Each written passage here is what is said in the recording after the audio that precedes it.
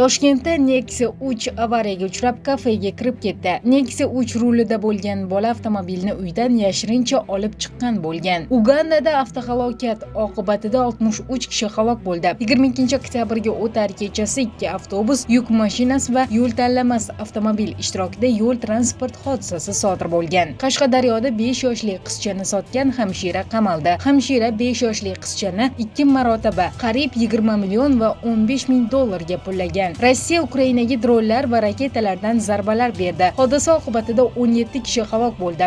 Yana 6 kishi jarohatlangan. Oltin narxi rekord darajada tushib ketdi. Bu holatni so'nggi 12 yil ichidagi eng katta kunlik tushish sifatida qayd etilmoqda. Parij shimolida kamdan kam uchraydigan tornado yuz berdi. To'fon oqibatida 3 ta qurilish krani ag'darilib tushgan va buning ortidan bir nafar quruvchi halok bo'lgan hamda 10 kishi jarohat olgan. Har kuni sizdan yashirilayotgan voqealar bor. Ularni bilishga tayyormisiz? Unda Telegram kanalimizga ulaning. Havola profil shapkasida.